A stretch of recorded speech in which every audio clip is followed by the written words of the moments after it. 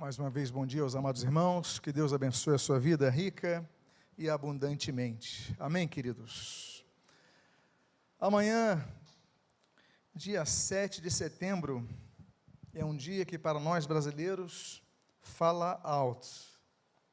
Por quê? Porque nesse dia nós celebramos uma data de suma importância ao Brasil, que é a data da independência do Brasil. 7 de setembro. E o título da mensagem de hoje se denomina Ouviram do Ipiranga as margens plácidas. Eu gostaria de ler essa primeira estrofe de nosso hino nacional, que declara: ouviram do Ipiranga as margens plácidas, de um povo heróico, o brado retumbante. E o sol da liberdade, em raios fúlgidos, brilhou no céu da pátria, nesse instante. Letra do Joaquim Osório Duque Estrada, registrada em 1909. Falar do hino nacional, falar do Ipiranga, nos remete a essa cena que vocês estão vendo aí em tela. É um quadro de Pedro Américo, de 1888, e que, na verdade, é inspirado em outros quadros que já tinham sido. Pedro Américo, um grande pintor paraibano, mas ele se inspirou em outros quadros de registros de batalhas históricas da Europa. E aí nós temos, então, um pouco romanceada essa imagem, um pouco romanceada. E vocês perguntam, mas onde está o Ipiranga nisso? Cadê o Ipiranga nessa imagem? E se você notar de toda essa imagem, nesse cantinho tem um córrego, tem um riacho, tem um ribeiro, que é do Ipiranga, que quase ninguém nota. Foi às margens do Ipiranga, mas ele está numa parte mais alta, para que tivesse, então, o centro da imagem, dessa imagem heróica, do brado ali de Dom Pedro I. E foram episódios que aconteceram, que geraram esse brado do Ipiranga. O nosso príncipe regente, Dom Pedro I, o príncipe Pedro de Orleans e Bragança, ele estava em São Paulo desde 25 de agosto. E quem estava na regência, aqui no Rio de Janeiro, era a sua esposa, a dona Leopoldina. Ele estava em São Paulo, visitando ali a província, as regiões, e ela recebe uma carta de Lisboa. E nessa carta, ela diz o seguinte: olha, o gabinete, todas as cortes portuguesas, e o gabinete de José Bonifácio de Andrada estão dissolvidos. Vocês têm que regressar para Lisboa. Vocês têm que voltar. Dona Leopoldina, ela não está com Dom Pedro perto. E eles não tinham comunicação, não havia telefone na época. Mas era uma mulher de grande liderança.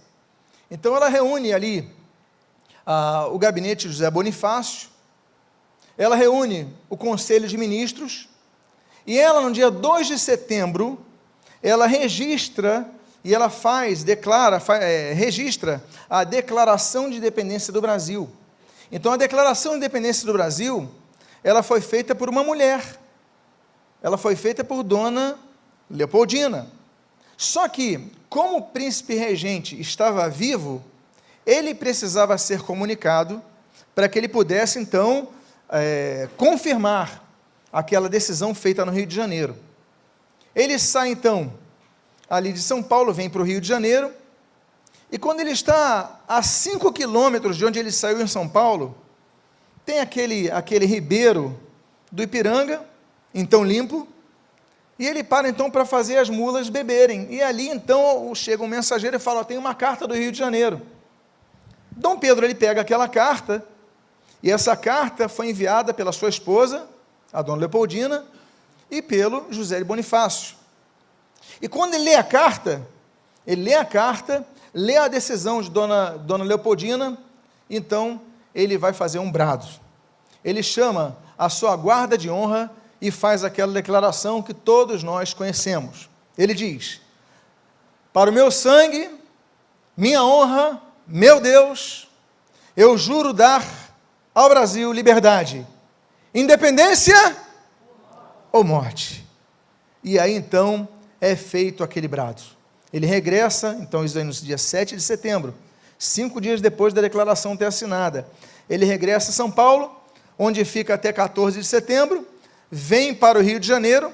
No dia 22 de setembro, ele manda uma carta para o pai dele, Dom João, lá em Lisboa, falando sobre isso, que o Brasil agora está independente de Portugal, que agora é por conta dele, e pronto.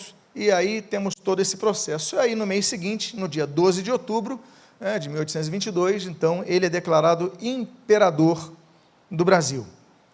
Temos então aqui uma síntese desse brado da independência, que foi consequente à declaração da independência e antes do comunicado formal da independência, 3 estágios de dependência. Mas por que eu falei e intitulei a mensagem como Ouviram do Ipiranga as margens plácidas? Por causa desse rio. Na verdade não é um rio, esse é o Ipiranga lá em São Paulo. Se você notar, o Ipiranga, ele não é rio, por quê? Por causa do volume de água. Os rios, eles são definidos entre rios, ribeiros, riachos ou ribeirões, pelo volume de água, ou também associado à sua extensão.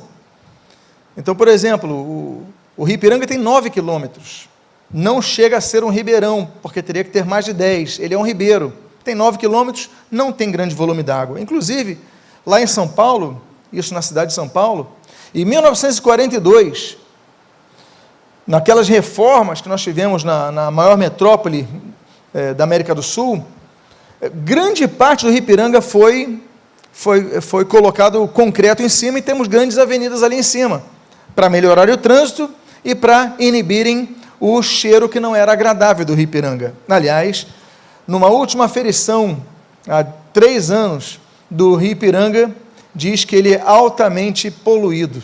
Uma pena para um símbolo nacional nosso, não é verdade? Uma pena. Pois bem, mas os rios são assim. O Rio Ipiranga, na verdade a gente chama Rio Ipiranga, volto a dizer, é um ribeiro, ele é muito curto. Os maiores rios do mundo, eu quando cresci, eu pensava que era o Rio Amazonas. Eu aprendi assim, não, era o orgulho nacional, o Rio Amazonas. Primeiro que ele não é nacional, ele não nasce nem no Brasil. As suas afluentes passam por 7 países, mas ele desemboca no Brasil. Mas depois das remedições, com a ajuda de satélites e tudo mais, então se entendeu que o Rio Nilo é o rio mais extenso do mundo, com 6.600 quilômetros. O Rio Amazonas, 6.500 quilômetros. Ou seja, ainda que o Rio Amazonas seja o rio com maior volume de água, são 209 mil litros cúbicos por segundo que são lançados no Oceano Atlântico. Então é muito volume de água. Então o primeiro, 6.600 quilômetros. O Rio Nilo, o segundo, 6.500 quilômetros. O Rio Amazonas. O terceiro é o Rio Xiangyang, da China, com 6.300 quilômetros. O quarto é o rio esse da China, apesar da dimensão, apenas na China.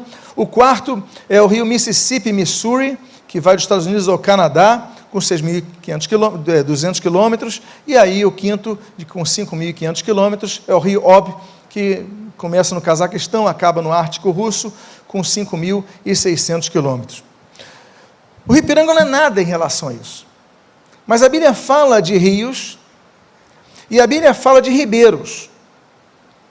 E hoje eu quero falar de 3 ribeiros. Estou falando do ribeiro do Ipiranga, as margens do Ipiranga, onde se ouviu o brado da independência. Mas que ribeiros eu vou falar?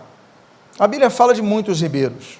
Fala do ribeiro de Arabá, o ribeiro de Arnon, o ribeiro de Besor, fala do ribeiro de Caná, fala do ribeiro de Cedron, fala do ribeiro de Jaboque, fala do ribeiro de Querite, fala do ribeiro de Quizon, fala do ribeiro de Zered. A Bíblia menciona vários ribeiros, mas eu quero trabalhar com os irmãos 3 ribeiros nesta manhã.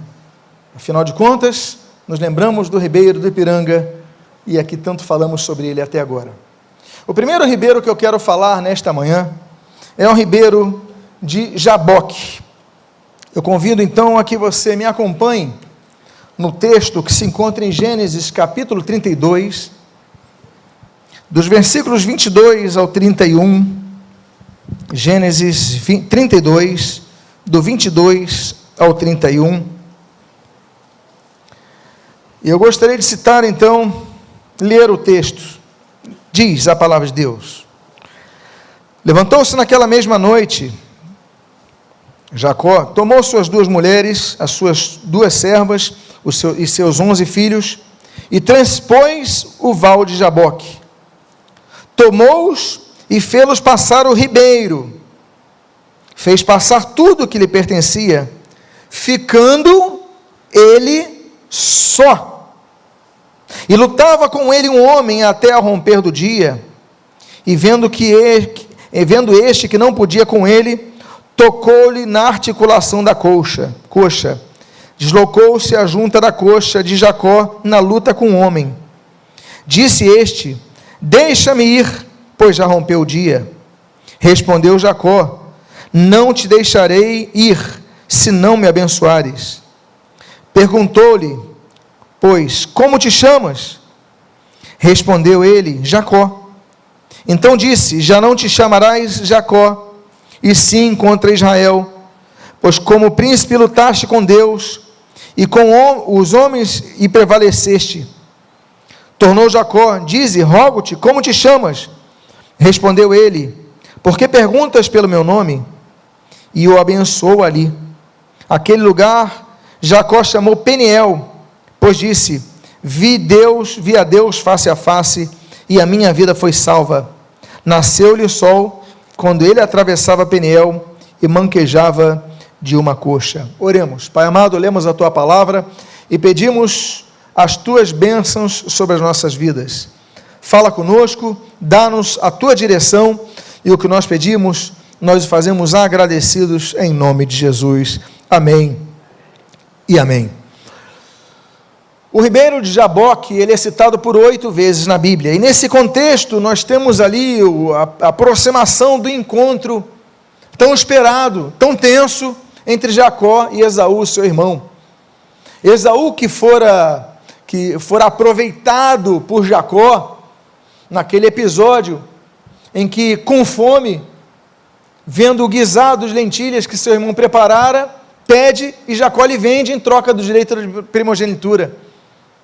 Depois disso nós temos a questão das bênçãos, quando Jacó então coloca peles no seu corpo para parecer que era Esaú, que era um homem muito cabeludo, seu pai já cego, apenas tateando, abençoa Jacó pensando que era Esaú, tudo macomunado com sua mãe.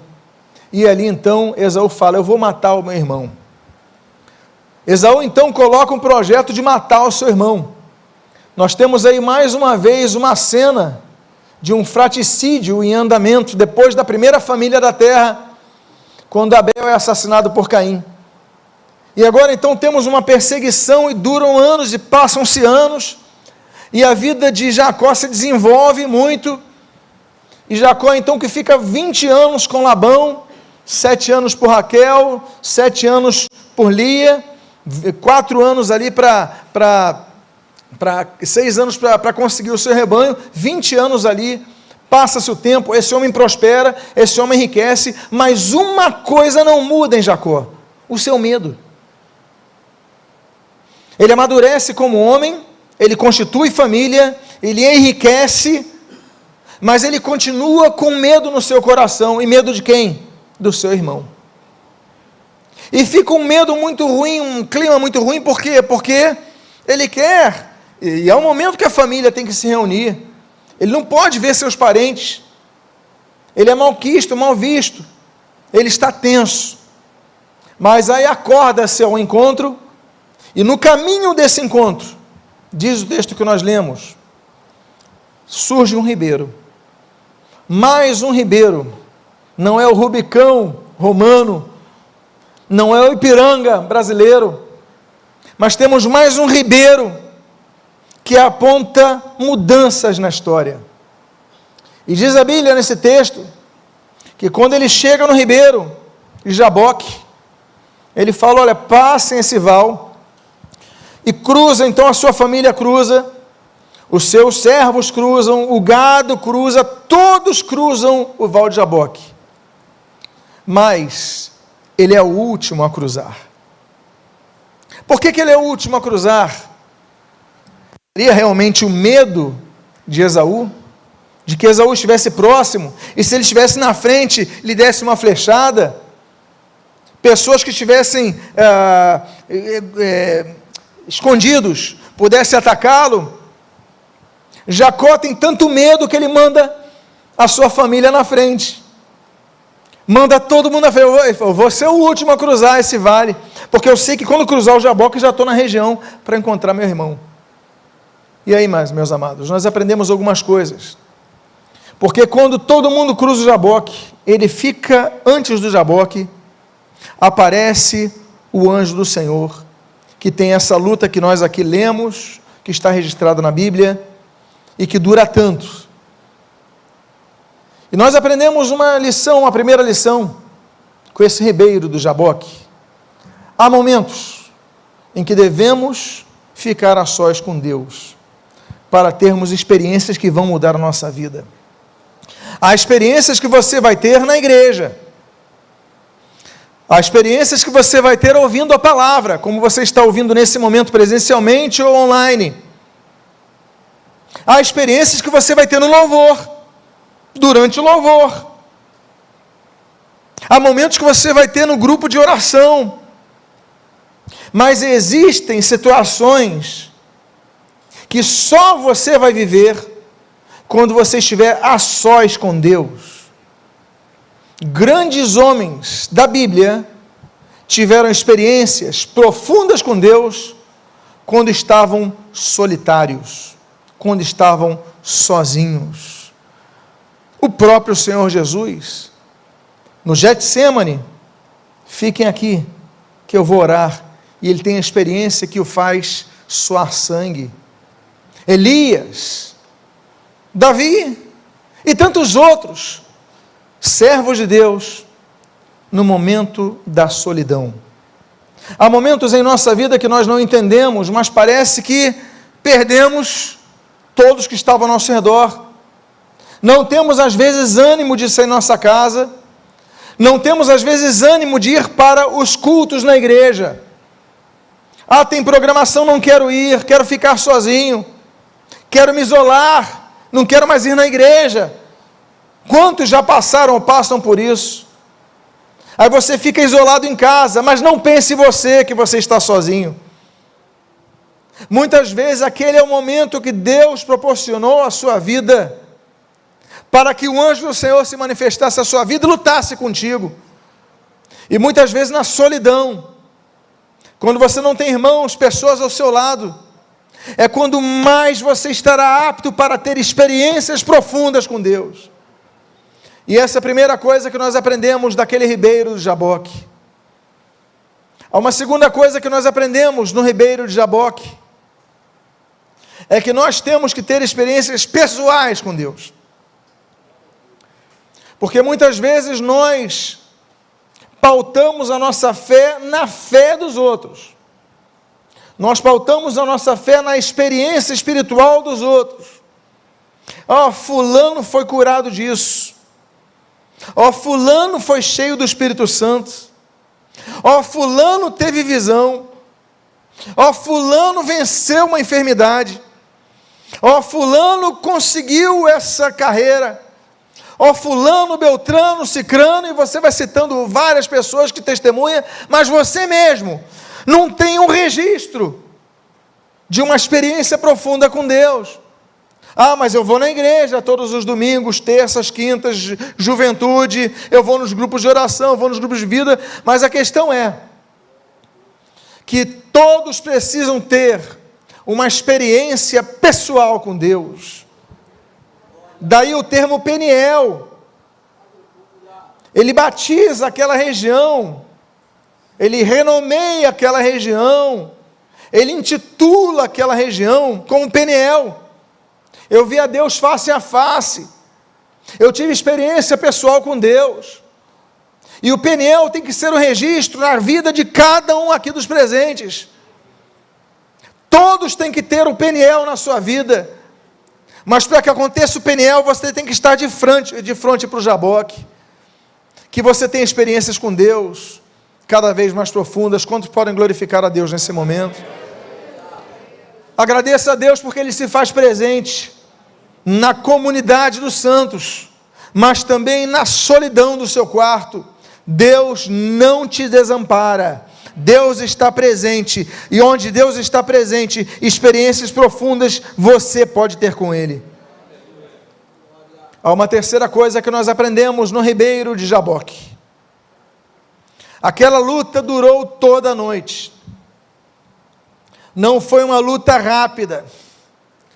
Nós vemos que Jacó era um homem com força, nós vemos que Jacó era um homem com uma boa compleição física, com muita energia, com vigor corporal, mas ele vai lutando, e a luta é demorada.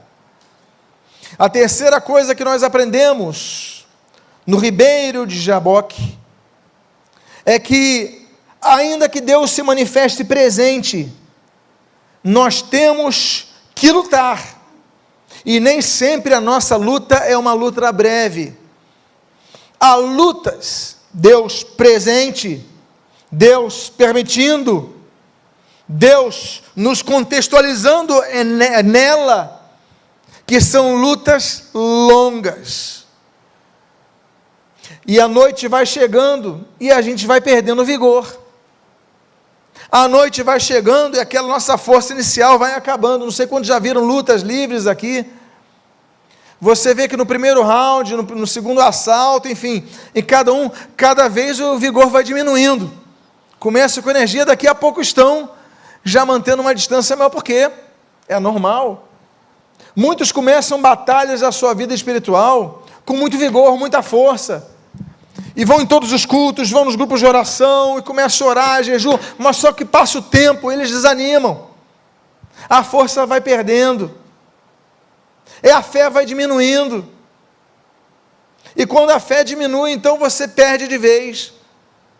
Deus nos permite que nós cheguemos no Vale de Jaboque, para que entendamos, que uma vez entrando na luta, só podemos sair dela, quando recebermos a bênção de Deus. Olha, eu te largo quando tu me abençoares, não é isso que disse Jacó?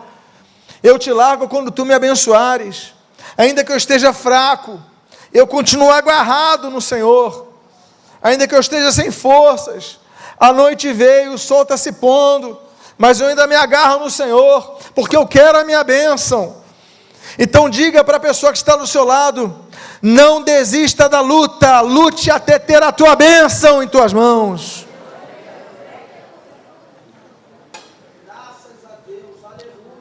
O ribeiro de Jaboque nos ensina então, que a luta pode durar a noite, mas ela só finaliza quando a bênção estiver contigo. Uma quarta coisa que nós aprendemos: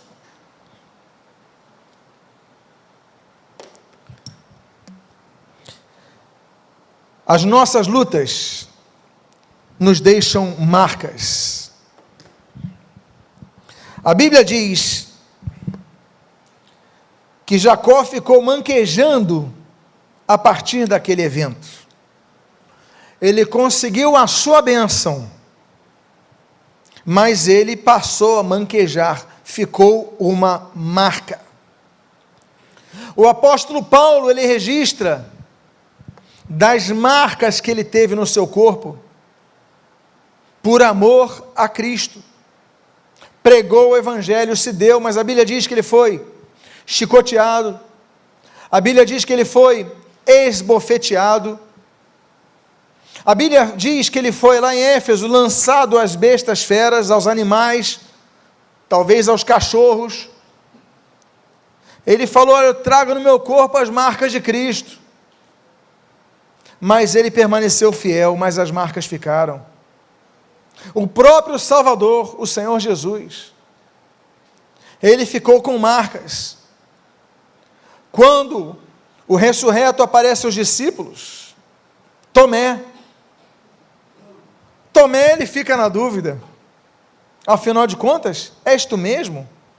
Aprendemos algumas coisas nesse evento. O primeiro deles, a nossa aparência física será outra no céu. Lucas capítulo 24, o ressurreto estava em caminho de Emaús com 2 discípulos e os 2 não o reconhecem, porque fisicamente teremos uma outra configuração de corpo. Não sei como nós seremos. O que eu sei é que nós não teremos mais as marcas herdadas pelo pecado. O nosso DNA será totalmente diferente. Agora, Tomé tem dúvida, Aí Jesus fala, então tá bom, toca em mim, e fica a marca. Aquelas marcas ficaram em Cristo. Amados irmãos, e nós? Nós queremos passar por uma vida cristã sem lutas, porque dizemos que nos convertemos a Cristo, fomos batizados, então você vai ter marcas, vai receber chicotadas. Creio que ninguém vai receber naturalmente a coroa de espinhos na sua testa, mas o Senhor Jesus recebeu, você não quer receber então? Marcas. Esse homem, ele conseguiu o que queria, mas ficou a marca. Nós devemos sempre olhar, que as marcas nos fazem olhar da nossa limitação em nós mesmos, da nossa dependência, que a vitória vem do Senhor. Nós não queremos, mas nós temos que passar, porque o Senhor Jesus diz, olha, há 2 caminhos. Um é largo, o outro é estreito. O outro é mais difícil, é sinuoso, mas esse é o que dá vida. Marcas. Outra coisa que nós aprendemos em Jaboque, é que Jaboque, o ribeiro de Jaboque, é um local que os nomes são mudados. Deus, a partir dali, começa a chamar Jacó não mais de Jacó, mas de Israel. Jacó significa enganador, suplantador. Eu vou tentar traduzir na linguagem atualizadíssima, na nova linguagem de hoje mesmo, e a tradução do hebraico de Jacó para o português dos dias de hoje seria 171. A tradução mais próxima, aquele que procura ter vantagem, lubridiar, esse era o nome dele. Ele já nasce agarrando no tornozelo de seu irmão. Quando nasce, os bebês saem, então vê aquela mão agarrada, e os pais falam, ele está segurando, por quê? Porque no hebraico, segurar o calcanhar tem o mesmo significado de suplantar, de enganar, e não foi isso que aconteceu com Jacó? E não foi isso que ele fez com Esaú 2 vezes, pelo menos? Ou seja, o nome seguiu a ele, só que Deus fala, não, agora você vai se chamar de Israel. Foi a primeira menção de Israel na Bíblia. Ele vai falar, porque você lutou com Deus e prevaleceu. Aquele que luta com Deus, aquele que prevalece com Deus. Deus muda o nome. Há vários nomes na Bíblia que são mudados.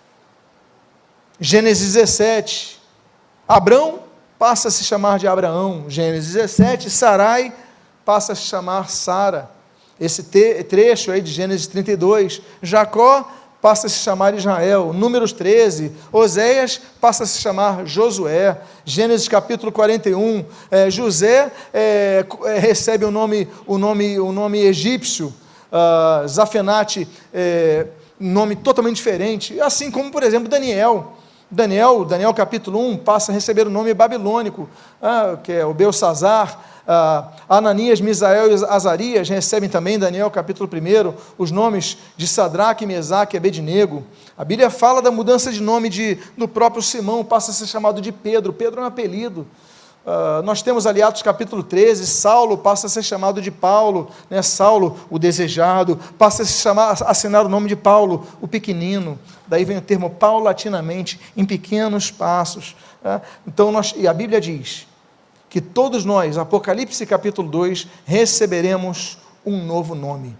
Teremos uma nova aparência, receberemos um novo nome. Sabemos qual? Não sabemos qual, mas Deus nos dará um novo nome. O fato é que Deus A nossa história no Val de Jaboque, a nossa história quando cruzamos o Jaboque, estamos de frente ao Jaboque, representa que Deus, nós lutamos, nós recebemos a marca, mas Deus nos dá um novo nome. Olha, você lutou com Deus e você prevaleceu. Diga à pessoa que está do seu lado, você luta com Deus. Diga à pessoa, passará a se chamar de Israel. Eu falei sobre 3 ribeiros. Eu gostaria de ir para o segundo ribeiro. E o nome desse ribeiro se chama Besor. Eu convido a que você abra agora a sua Bíblia no primeiro livro do profeta Samuel, no capítulo de número 30. Eu gostaria de ler os versículos 8, 9 e 10.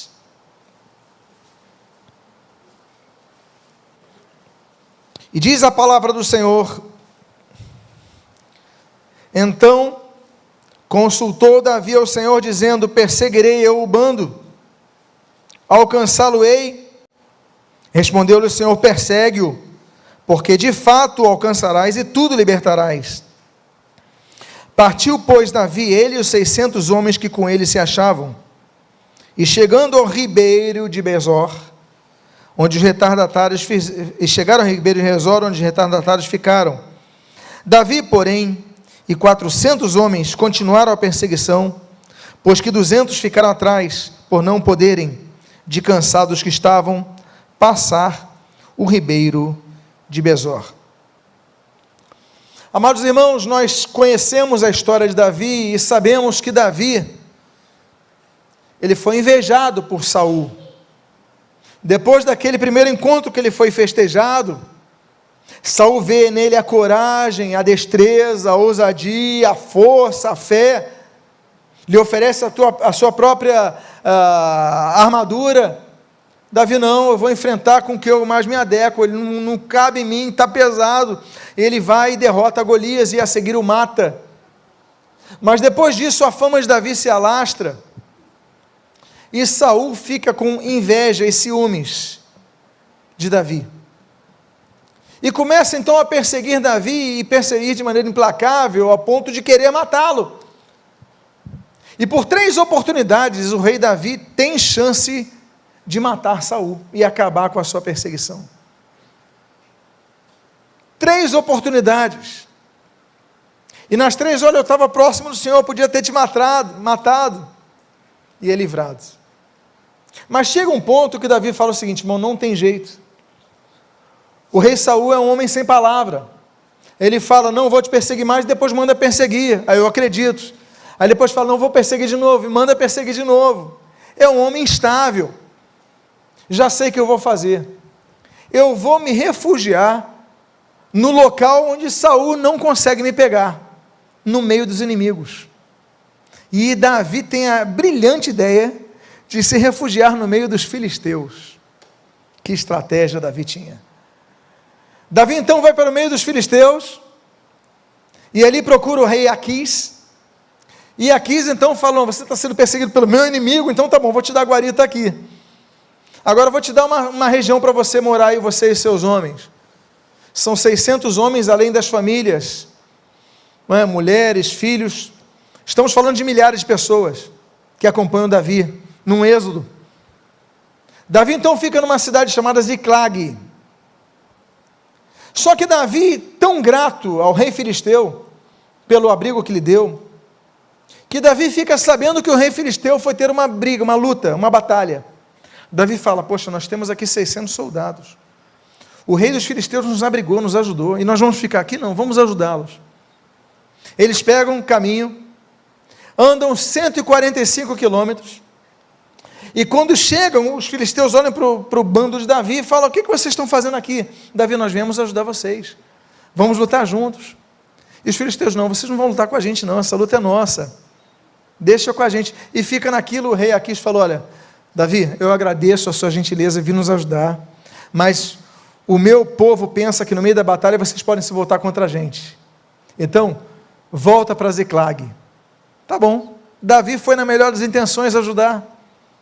Quando Davi retorna, mais 145 quilômetros, todo mundo cansado e exausto, Mas eles ali vão encontrar minha família, nossas esposas, nossos filhos. Eles começam a ver fumaças. Ele falou, será que é da nossa cidade? E quando eles se aproximam de Ziclag, diz a Bíblia que a cidade está arrasada. Os amalequitas vieram e tomaram a cidade e levaram suas esposas e filhos como escravos. Aí Davi pega os seus homens e fala, bom, temos que achá-los, para qual direção vamos, não sei. E ele acode ao Senhor. Os homens tentam matar Davi, eles acordam, não vou pregar sobre Ziclag, eu já preguei sobre isso. Mas o fato é que eles vão à busca, mas eles estão exaustos, cansados. E diz a Bíblia nesse texto, que eles chegam num ribeiro, e mais um ribeiro é um marco histórico. Naquele ribeiro de Besor, a Bíblia diz que Davi chega com seus 600 homens, e eles param para beber a água do ribeiro, mas a Bíblia diz que 200 não continuam, 200 não vão avante, só 400 continuam depois do Besor, e nós aprendemos algumas lições. A primeira delas é o significado de Besor, Bsor, que significa refrigério. Ainda que nós tenhamos grandes lutas, nós temos que observar que no nosso caminho Deus coloca ribeiros de Besor, para que sejamos refrigerados, reanimados, refortalecidos. Nós muitas vezes só olhamos o problema, e é um fato, que o problema se avulta a nós e nós não vemos, mas muitas vezes Deus nos leva a ribeiros de Besor, que muitas vezes é uma pregação que você ouve, é um texto que você lê na Bíblia, é uma canção que você ouve, e Deus começa a falar contigo, é uma visita que você recebe, é um telefonema que alguém lhe faz, no momento de grande luta, quando vier um alívio, entenda, é o ribeiro de Besor que Deus está permitindo que você tenha na sua vida, para você se refrigerar. A segunda coisa que nós aprendemos, é que nós temos que ter cuidado com o nosso cansaço, para não tomarmos decisões erradas. Quantos de nós já enviamos um e-mail, ou uma mensagem no aplicativo, e segundos depois, nós falamos, meu Deus, por que eu fiz isso? E você tentou rever isso.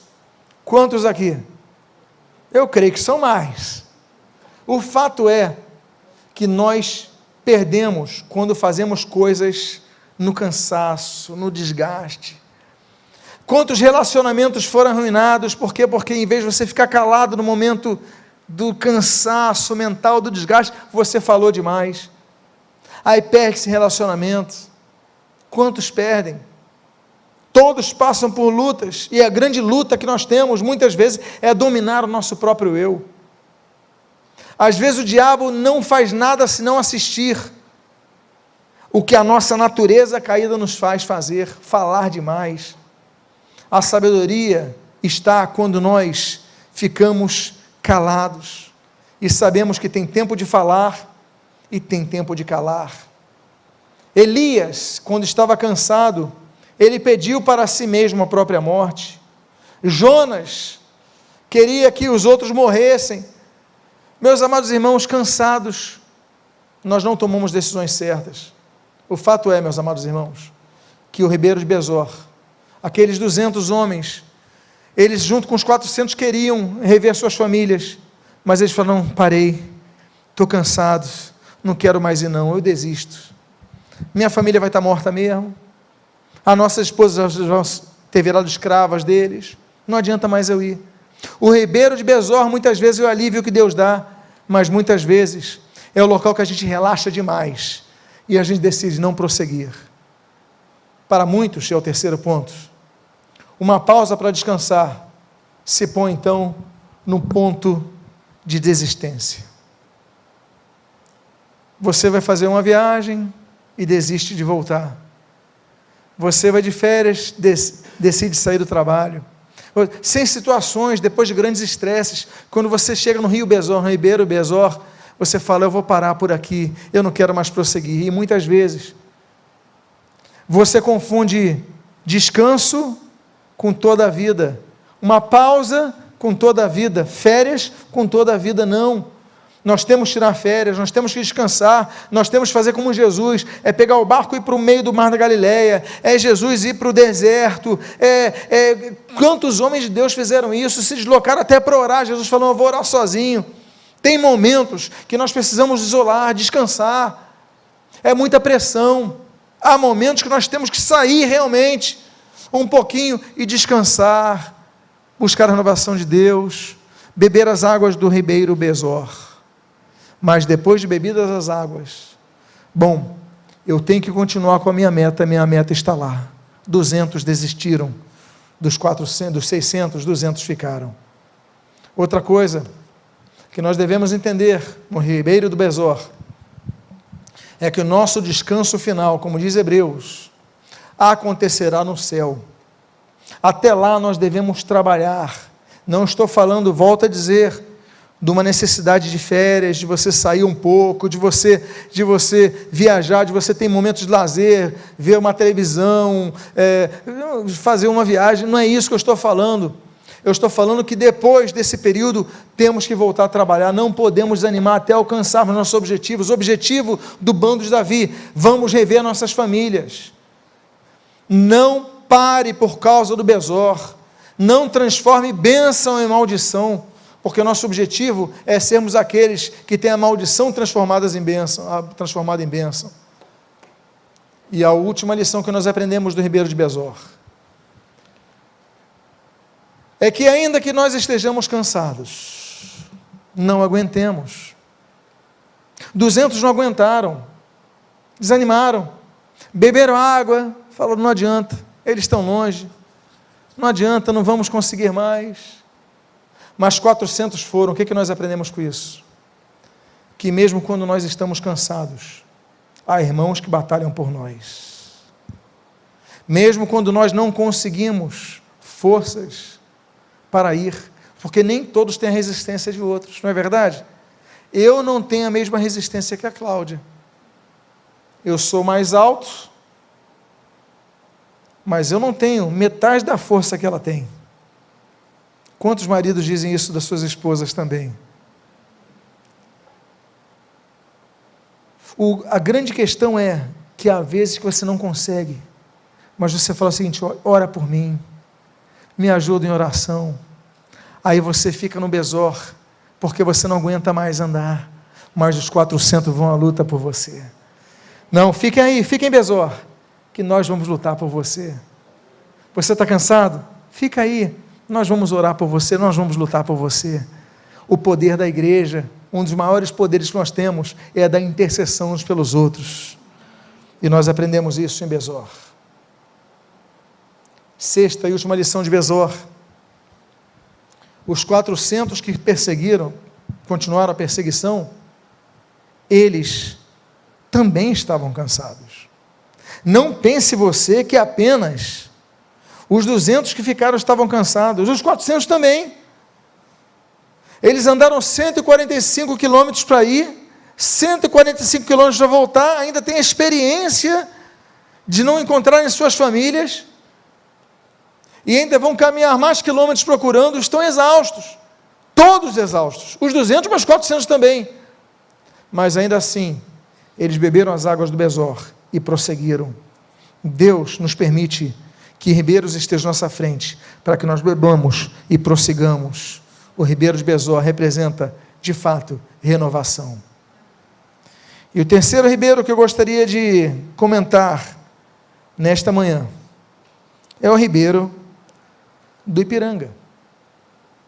Aí você vai se perguntar, pastor, peraí, a sua palavra sempre visa ser pautada nas escrituras sagradas. O Senhor só costuma pregar textos bíblicos.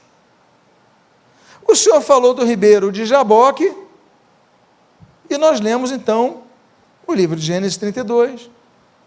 O Senhor falou do ribeiro de Besor, e nós lemos 1 Samuel capítulo 30. Mas o Senhor está falando que o terceiro e último ribeiro, nessa pregação bíblica, é do Ipiranga. Onde está Ipiranga na Bíblia? Você que abrir a sua Bíblia e procurar Ipiranga, eu vou dizer, você vai encontrar. Não o termo Ipiranga, mas os seus significados. Ipiranga é uma palavra tupi. I é rio. Por isso tem muita coisa com I. Itacuruçá, Itamaracá, e tudo que tem I na frente é rio. Piranga é vermelho. Então tem peixes que são muito carnívoros, então, piranha, né, que deixa tudo vermelho, sangue. Piranga é vermelho. Ipiranga significa rio vermelho. E eu finalizo então com um texto que fala, ou remete-se a um rio que ficou vermelho, que é o de Êxodo capítulo 7, e eu vou ler do versículo 15 ao 21, e a palavra de Deus diz: vai ter com Faraó, Moisés, pela manhã, ele sairá às águas, estarás à espera dele na beira do rio, tomarás na mão um bordão que se tornou em serpente e lhe dirás: o Senhor, o Deus dos Hebreus, me enviou a ti para te dizer: deixa ir o meu povo, para que me sirva no deserto, e até agora não tens ouvido. Assim diz o Senhor: nisto saberás que eu sou o Senhor, com este bordão que tenho na mão ferirei as águas do rio, e se tornarão em sangue. Os peixes que estão no rio morrerão, o rio cheirará mal, e os egípcios terão nojo de beber a água do rio. Disse mais o Senhor a Moisés: dize a Arão: toma o teu bordão e estende a mão sobre as águas do Egito, e sobre os seus rios, e sobre os seus canais, e sobre as suas lagoas, e sobre todos os seus reservatórios, para que se tornem em sangue. Haja sangue em toda a terra do Egito, tanto nos vasos de madeira como nos de pedra. E fizeram Moisés e Arão como o Senhor lhes havia ordenado. Arão, levantando o bordão, feriu as águas que estavam no rio, à vista de Faraó e seus oficiais, e toda a água do rio se tornou em sangue, de sorte que os peixes que estavam no rio morreram, e o rio cheirou mal, e os egípcios não podiam beber a água do rio, e houve sangue por toda a terra do Egito. Essa foi a primeira das 10 pragas. O encontro depois da primeira argumentação de Moisés a Faraó foi à beira do rio. Então falou, ele vai estar no rio, espera ele no rio, e aí o rio vai se tornar em sangue. O hebraico é uma língua muito limitada. Em relação ao português, há um colossal abismo em relação à riqueza do português. Olavo Bilac dizia que o português é a última flor do Lácio. Lácio é uma região da Itália, onde nasceu o latim, ali a região do Lásio. Então o português, ela pega aquela toda a estrutura latina, ela se mistura com o galego, ela pega um pouco do provençal, ela pega um pouco do árabe, ela pouco dos centenas de anos que ficaram os árabes em Portugal e na Espanha. O português é uma língua muito rica, é muito amplo o seu vocabulário. O hebraico não, é muito limitado. Então há termos que o termo diz, vai se tornar sangue, mas no hebraico pode dizer também vai se tornar como sangue. Para nós é indiferente, porque o milagre foi o mesmo. Agora, pode ter sido tornado sangue literal? Pode, claro que pode. Outra coisa que pode ter acontecido no Nilo, que ali é o rio Nilo, é, por exemplo, uma fissura no rio, no fundo do rio, de onde saem os gases com ferro, oxidam, e essa oxidação faz aquela cor avermelhada. Pode ter sido. Pode ter sido também aquelas microalgas se reproduzindo com grande velocidade, Deus permitindo isso, então vai ficando aquela aparência de água venenosa e a aparência de sangue. Pode ter sido. O que importa é que se tornaram sangue ou como sangue, mas o milagre foi o mesmo. E nós começamos a ver e extrair algumas lições desse rio Nilo. Algumas lições muito importantes. A primeira delas, Deus mostrar quem é Deus ali na história. O rio Nilo, ele dá vida a todo o Egito. Ele cruza 11 países, não é um rio só do Egito. Ele vai subindo, desemboca ali na região do Gósen, ali no Mediterrâneo, mas ele que dá vida ao Egito. E havia duas entidades, duas divindades egípcias que eram cultuadas ali no rio Nilo. Sobeque e Anuquete. Sobeque é aquele que tem a cara de crocodilo. O rio Nilo tem muitos crocodilos. Então as pessoas cultuavam os crocodilos, principalmente Sobeque, para que tivesse misericórdia deles e não devorasse a eles as suas famílias, não devorasse. Por quê? Porque eles tinham que ter casas próximas ao rio Nilo, para poderem cultivar, para poderem sobreviver. E os crocodilos, eles não ficam só no rio, eles vão, então era um perigo constante. Então eles cultuavam Sobeque para proteção, e começou a ser uma entidade protetora. E outra entidade era Anuquete. Ela era cultuada, era uma divindade feminina, que as pessoas lançavam objetos no rio, oferendas no rio, alguns colocavam alguns barquinhos para aquela entidade feminina do rio. Então, dar uma boa água, uma boa irrigação, enfim, fertilizar os seus campos. O rio Nilo, então, era cultuado, era o sinal de vida. E Deus, então, a primeira coisa vocês cultuam tantos deuses, vocês cultuam Sobeque, vocês cultuam Anuquete, então tá bom, eu vou mostrar que eles não têm poder não, vai virar tudo sangue, vai demonstrar que eles estão mortos e eu estou vivo, primeira coisa que Deus faz. A segunda coisa, riqueza não é garantia de segurança. Assim como na maioria dos países, nas grandes cidades, na maioria, não digo em todos, mas geralmente, as classes mais abastadas financeiramente, eles vão procurando ficar mais próximos à orla. Nós temos aí, isso é recente, pelo menos no Brasil, a família imperial morava em São Cristóvão, nós tínhamos outros contextos na época, o Leblon não era nada, foi lá um francês com o Leblon, ele compra ali um local e começa a vender uns produtos ali, óleo de baleia, e começa o pessoal a conhecer aquela região. Há poucos anos, quem ia para a Barra da Tijuca em recreio, pelo menos meus pais falam, que era o Matagal. Quem aqui é dessa época? Pois é, você acabou de entregar a sua idade. Mas não era assim? Quem foi nessa região era abandonado. Agora, ainda que você viva às margens do rio para ter mais acesso à água, para poder ter a sua terra mais irrigada, ter mais produtos para vender e poder ter gado, porque você só podia ter gado se fosse próximo ao Nilo. Como é que você vai suprir a bebida, o teu gado? Então as pessoas que ficavam ao rio eram os palacianos na região do Gozen, de Luxor, de outras regiões, e as pessoas com posses. Mas Deus fala, não, a peste vem de todos os locais, quando eu mando o juízo, eu pego a todos, eu não pego o rico ou pego o pobre, eu pego a todos. A pandemia, ela veio sobre ricos ou sobre pobres? Veio sobre todos. Então Deus envia juízo para mostrar o seu poder e a nossa pequenez. Outra coisa que nós aprendemos é que a vida não vem do Nilo, mas a vida vem de Deus. Muitas vezes nós estamos cultuando o rio, a nossa posse, a nossa casa, a nossa renda, a nossa conta poupança, aí vem uma bactéria e você perde tudo. Às vezes vem uma enfermidade, nem em você, mas num parente. Quantos aqui não conhecem histórias de uma pessoa que ficou doente, a família toda começou a perder as posses para aquela pessoa ter um tratamento, acabou tudo, porque mostra a pequenez do Nilo de nossas vidas. Nós construímos o Nilo, nós adoramos o Nilo, nós valorizamos o Nilo, mas Deus quer que nós valorizemos as coisas mais essenciais da nossa vida. Outra coisa que nós aprendemos, lembrando do rio Ipiranga, o rio se torna sangue. A Bíblia traz registro muito importante sobre sangue, no sangue e a vida, a partir de Gênesis capítulo 3, quando o nome do primeiro homem da terra se chama Vermelho.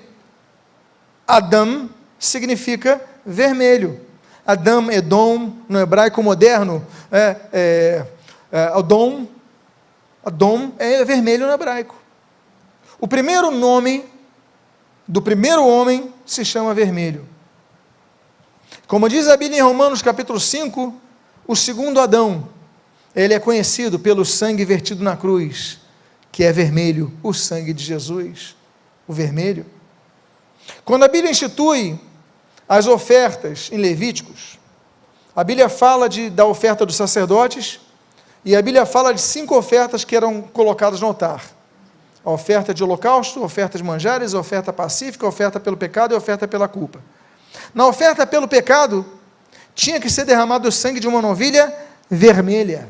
Na oferta pelos sacerdotes, tinha que ser derramado o sangue de uma novilha vermelha. Olha o símbolo do vermelho aí. Que coisa importante. Por isso, 1 João capítulo 1, versículo 7 fala: o sangue de Jesus nos purifica de todo pecado, o sangue vermelho. Aí você fala, mas por que essa ênfase no vermelho? Aí você vai olhar a cortina do tabernáculo, aquela cortina principal, uma cortina vermelha. Olha, tem um símbolo muito grande nisso. Que coisa tão bonita. Mas o que eu quero dizer para os irmãos é que aquele rio fica vermelho e nos aponta 3 direções, 3 símbolos, uma direção. O primeiro símbolo é o símbolo do rio Nilo. O segundo símbolo é o símbolo de outro vermelho que eles vão encontrar.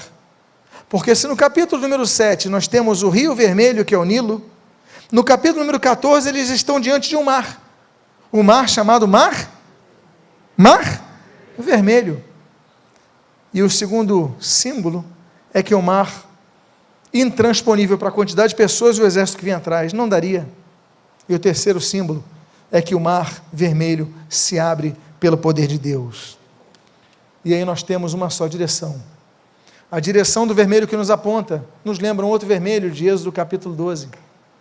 Eu faço uma pergunta a vocês.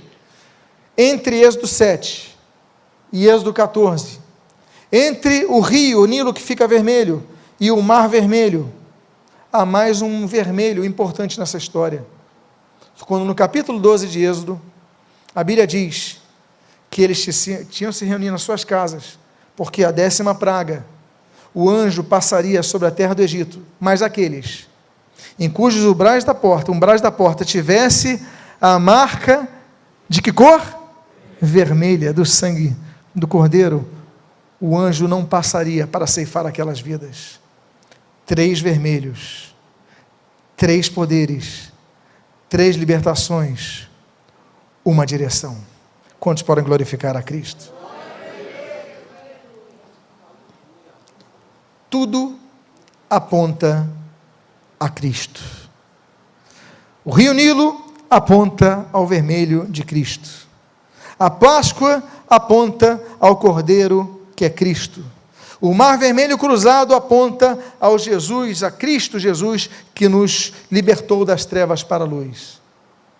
Mas a conclusão que eu faço, que nós começamos falando então, ouviram do Ipiranga. E eu finalizo a mensagem com as margens plácidas.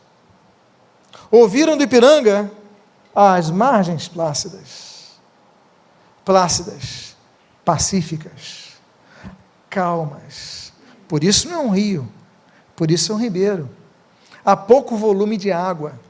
A água ela vai deslizando, a ponto de você parar, poder beber, poder banhar-se, poder se renovar. Ouviram do Ipiranga? Ouvimos. Mas onde? Quando nós olhamos, tem margens plácidas.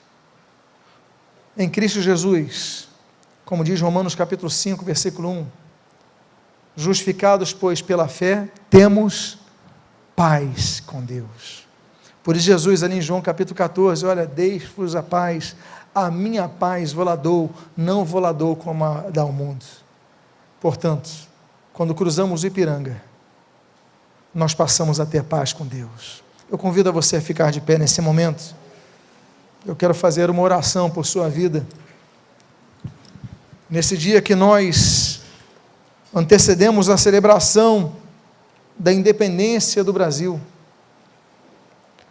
há uma independência maior que nós devemos celebrar, a independência do pecado, a independência do diabo. Em Cristo somos livres. Conhecereis a verdade, e a verdade vos libertará.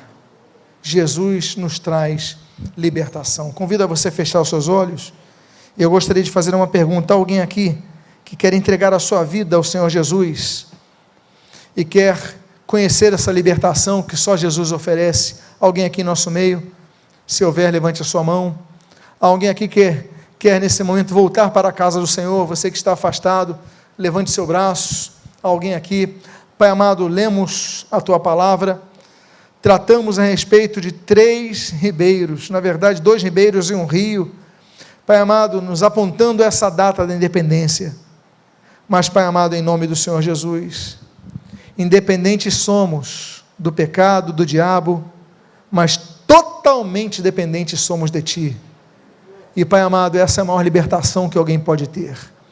Abençoa as nossas vidas, fortalece a nossa vida, abençoa também nosso país, amanhã a data da independência, abençoa o Brasil, abençoa nossos governantes, abençoa as decisões que têm sido tomadas, as que hão de ser tomadas, que isso redunde, Senhor, em benefícios para o nosso povo, a nossa nação. Abençoa as nossas vidas, abençoa nossas famílias, abençoa cada integrante de nossa casa, Pai. Pedimos as Tuas bênçãos sobre nós, e pedimos, Deus, leva-nos aos nossos lares em paz e em segurança, que tenhamos uma tarde de renovação e bênçãos, e que hoje à noite possas falar novamente conosco, através da Tua palavra. O que nós pedimos, nós fazemos agradecidos em nome de Jesus, amém e amém. Antes de nós sairmos, nós vamos orar, teremos uma canção, louvor aqui, que vai abençoar as nossas vidas, e eu quero dizer a você, hoje à noite estarei pregando aqui a palavra, então 6h30, não deixe de estar presente, amém, queridos? Vamos orar, vamos então colocar a mão nos nossos corações. Pai amado, em nome de Jesus, agradecidos pela Tua palavra, hoje estamos às margens plácidas, daquele rio que sai do trono de Deus, ali citado em Apocalipse. Abençoa as nossas vidas, fortalece a nossa fé, e o que nós pedimos em nome de Jesus. Despede-nos debaixo do amor de Deus o Pai, a graça salvadora do Senhor Jesus e as doces consolações do Espírito Santo de Deus, hoje para todos sempre, amém e amém. Que Deus abençoe em nome de Jesus. Avisa a pessoa que está do seu lado, cruze o ribeiro. Que Deus abençoe em nome de Jesus. Pela cruz me chamou.